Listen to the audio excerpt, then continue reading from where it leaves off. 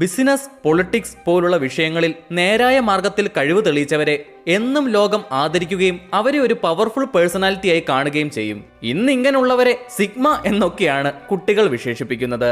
ഒരു കാലത്ത് ഇത്തരം റോളുകൾ പുരുഷന്മാർക്ക് മാത്രം സാധിക്കുന്ന ഒന്നാണെന്ന് പലരും വിശ്വസിച്ചിരുന്നു. ഇത്തരം ചിന്താഗതികളെ തച്ചുടച്ച ഒരു സ്ത്രീയുടെ കഥയാണ് ഇന്ന് ഞാൻ നിങ്ങളോട് പറയുന്നത്. സ്വന്തം കഴിവുകൊണ്ട് രാജ്യത്തിലെ വലിയൊരു ബിസിനസ് സാമ്രാജ്യത്തിന്റെ നേതൃത്വം ഏറ്റെടുത്ത വ്യക്തി, ഏത് പ്രതിസന്ധിയെയും ധൈര്യപൂർവ്വം നേരിട്ട വ്യക്തി, തന്റെ ലീഡർഷിപ്പ് സ്കില്ലുകൾ രാഷ്ട്രീയത്തിലും വളരെ നന്നായി പ്രതിഫലിക്കാൻ സാധിച്ച വ്യക്തി. ഞാൻ പറഞ്ഞു വരുന്നത് ജിന്ദാൽ ഗ്രൂപ്പിന്റെ ചെയർപേഴ്സൺ ആയ സാവിത്രി ജിന്ദാലിനെ കുറിച്ചാണ്. ഇവരുടെ വളരെ ഇൻസ്പയറിംഗ് ആയ ജീവിതവും ഇവർ നേരിട്ട പ്രതിസന്ധികളും നമുക്ക് ഇവരുടെ ജീവിതത്തിൽ നിന്ന് എന്തെല്ലാം കാര്യങ്ങൾ പഠിക്കാം എന്നെല്ലാം ഞാൻ ഈ ഒരു വീഡിയോയിൽ പറയുന്നുണ്ട്. വളരെ സാധാരണ ജീവിതത്തിൽ തുടങ്ങി ഇന്നൊരു ബില്യണയർ സ്റ്റാറ്റസ് കൈവരിച്ച സാവിത്രിയുടെ കഥ നിങ്ങളെയും ഇൻസ്പയർ ചെയ്തേക്കാം. വീഡിയോ കണ്ടിട്ട് ഇഷ്ടപ്പെടുകയാണെങ്കിൽ ലൈക്ക് ചെയ്യാനും സബ്സ്ക്രൈബ് ചെയ്യാനും മറക്കാതിരിക്കാൻ ശ്രദ്ധിക്കുക. 1950 മാർച്ച് 20 ആസാമിലെ ടിൻസൂക്കിയ എന്ന ഒരു കോർപ്പറേറ്റ് ടൗണിലാണ് സാവിത്രി ദേവി ജനിക്കുന്നത്.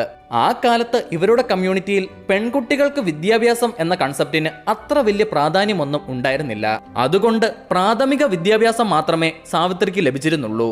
എന്നാലും ഒരു കോർപ്പറേറ്റ് നഗരത്തിൽ ജനിച്ചു വളർന്നതുകൊണ്ട് ബിസിനസിനെ കുറിച്ച് പലയിടങ്ങളിൽ നിന്നും വായിച്ചും കേട്ടുമെല്ലാം ഇവർ മനസ്സിലാക്കിയിരുന്നു.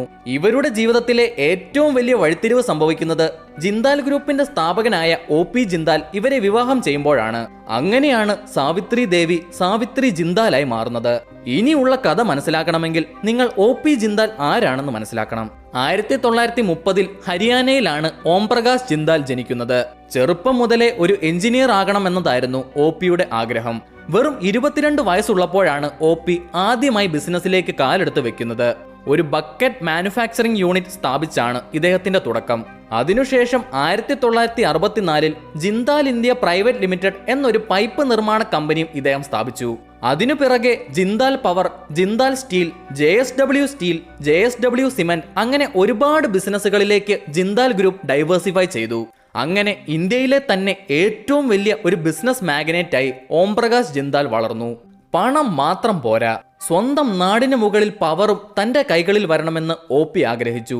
അങ്ങനെ 2005 ഇദ്ദേഹത്തെ ഹരിയാനയുടെ മിനിസ്റ്റർ ഓഫ് പവറായി ഗവൺമെന്റ് നിയമിക്കുകയും ചെയ്തു.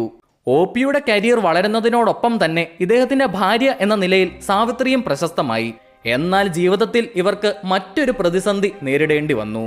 2005 മന്ത്രിയായി ഭരണത്തിലിരിക്കുന്ന സമയത്താണ് OP ജിന്ദാൽ ഒരു ഹെലികോപ്റ്റർ അപകടത്തിൽ മരണപ്പെടുന്നത്. ഇദ്ദേഹത്തിന്റെ മരണം സാവിത്രിയെയും ഹരിയാന ഗവൺമെന്റിനെയും അതിനേക്കാളെല്ലാം ഉപരി ജിന്ദാൽ ഗ്രൂപ്പിനെയും വളരെ കാര്യമായി തന്നെ ബാധിച്ചു. ഇനി ജിന്ദാൽ ഗ്രൂപ്പിന്റെ ഭാവി എന്ത് എന്നത് ഒരു വലിയ ചോദ്യചിഹ്നമായി സാവിത്രിയുടെ മുന്നിൽ നിന്നു. ഒന്നെങ്കിൽ ഒരു വീട്ടമ്മയായി ഇതേവരെ ജീവിച്ചു പോയ പോലെ ഇനിയും അങ്ങോട്ട് ജീവിക്കുക, അല്ലെങ്കിൽ ജിന്ദാൽ ഗ്രൂപ്പിന്റെ നേതൃത്വം ഏറ്റെടുക്കുക. ഇതേവരെ ബിസിനസ്സിൽ ഒരു എക്സ്പീരിയൻസും ഇല്ലാത്ത സാവിത്രി എന്തുകൊണ്ടോ ഈ രണ്ടാമത്തെ ഓപ്ഷനാണ് സെലക്ട് ചെയ്തത്. ബിസിനസിനെ പറ്റി ഒന്നും അറിയാത്ത ഇവർ കമ്പനി പൂട്ടിക്കുമെന്നായിരുന്നു എതിരാളികൾ വിശ്വസിച്ചിരുന്നത്. എന്നാൽ OP നിർത്തിയെടുത്ത് നിന്ന് സാവിത്രി തുടങ്ങി. യഥാർത്ഥത്തിൽ ജിന്ദാൽ ഗ്രൂപ്പിന്റെ വലിപ്പം എത്രയെന്ന് പോലും സാവിത്രിക്ക് അപ്പോൾ അറിയില്ലായിരുന്നു. എന്നാൽ പിന്നെ അളന്നു നോക്കാമെന്ന് തന്നെ അവർ തീരുമാനിച്ചു. തന്റെ 9 മക്കളെ പരിപാലിക്കുന്നതിനോടൊപ്പം തന്നെ ജിന്ദാൽ ഗ്രൂപ്പിനെ വളർത്താനും ഇവർ മറന്നില്ല. പല വിദേശ രാജ്യങ്ങളിലും ജിന്ദാൽ ഗ്രൂപ്പ് ചുവടുറപ്പിച്ചു.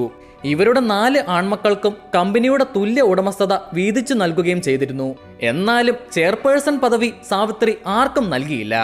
ഇനി അതിനു വേണ്ടി ഒരു കലഹം ആരും ഉണ്ടാക്കണ്ട എന്ന് ഉദ്ദേശിച്ചാകാം അങ്ങനെ ചെയ്തത്. 2006 ഇവർക്ക് മന്ത്രിസഭയിലും ഒരു സ്ഥാനം ലഭിച്ചു. സാവിത്രി ജിന്ദാലിന്റെ ജീവിതം ലോകമെമ്പാടുമുള്ള സ്ത്രീകൾക്കും സംരംഭകർക്കും എന്നും ഒരു ഇൻസ്പിറേഷനാണ്. ഇന്ന് സാവിത്രി ജിന്ദാലിന്റെ നെറ്റ്വർത്ത് എന്നത് 2.5 ലക്ഷം കോടി രൂപയോളമാണ്. ഇന്ത്യയിലെ ഏറ്റവും സമ്പന്നയായ സ്ത്രീയും ഇവർ തന്നെ. എന്നാൽ ഇതിലെ ഏറ്റവും ഇൻട്രസ്റ്റിംഗ് ആയ കാര്യം എന്തെന്നാൽ ഇന്നും ഗവൺമെന്റിൽ നിന്ന് 90,000 രൂപയുടെ പെൻഷൻ ഇവർ കൈപ്പറ്റുന്നുണ്ട് എന്നതാണ്. സാവിത്രി ജിന്ദാലിന്റെ ജീവിതത്തിൽ നിന്ന് നമുക്ക് ഒരുപാട് കാര്യങ്ങൾ പഠിക്കാൻ സാധിക്കും. വിജയം എന്നത് നമ്മൾ ഒരിക്കലും പ്രതീക്ഷിക്കാത്ത സംഭവങ്ങളിൽ നിന്നോ സാഹചര്യങ്ങളിൽ നിന്നോ ഉണ്ടാകാം. എന്നാൽ അങ്ങനെയുള്ള സാഹചര്യങ്ങളിൽ കൃത്യമായ തീരുമാനങ്ങൾ എടുക്കാനും ആ തീരുമാനത്തിൽ ഉറച്ചു നിൽക്കാനും അതിനായി 100% കമ്മിറ്റ്മെന്റോട് കൂടി പ്രവർത്തിക്കാനുള്ള മനസ്സും ഉള്ളവർക്ക് മാത്രമേ വിജയം കരസ്ഥമാക്കാൻ സാധിക്കൂ എന്ന് മാത്രം.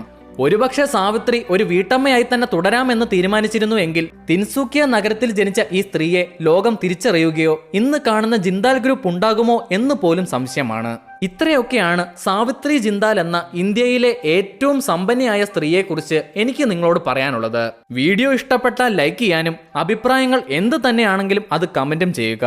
ഇതുപോലുള്ള കൂടുതൽ വീഡിയോകൾക്കായി ചാനൽ സബ്സ്ക്രൈബും ചെയ്യുക. ഞാൻ mister lux. See you next time.